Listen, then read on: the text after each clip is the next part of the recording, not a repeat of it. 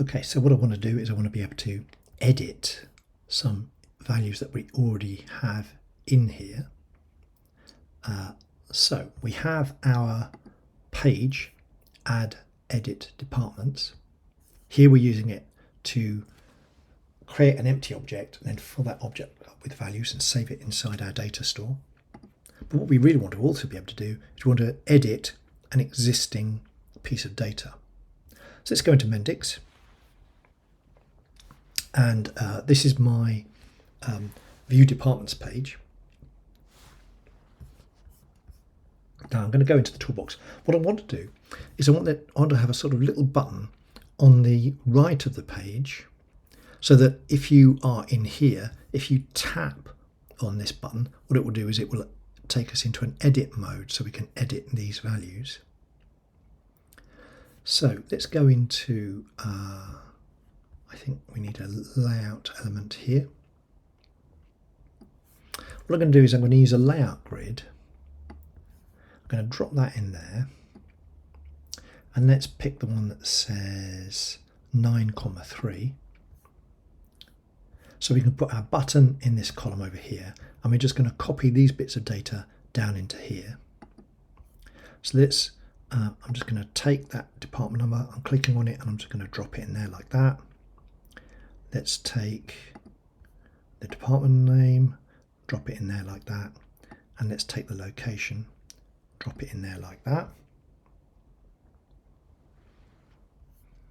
Now these are quite close together, and I think it would be quite nice if there was a space between them. So I'm just going to double tap and click after the one. I'm not going to go into this in any detail here, but what we're basically doing is the one indicates that department number will be inserted at that point. So I'm just going to put a little space after it, just click the space bar, and I'll do the same for dname.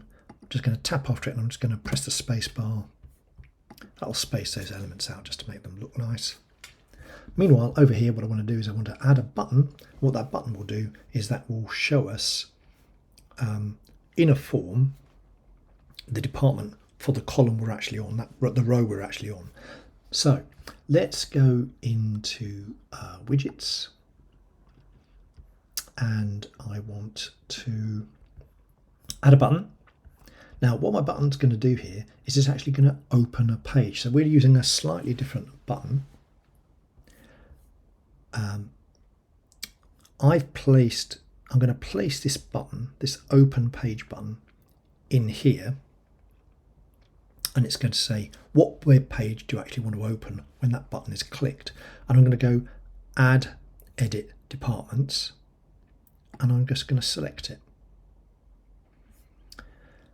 Now Mendix will realize from this thing that's called context that because I've placed this button inside this data container, I haven't explained that in too much detail, but what it's basically doing is it'll work out this is the row that we actually want to view in that form.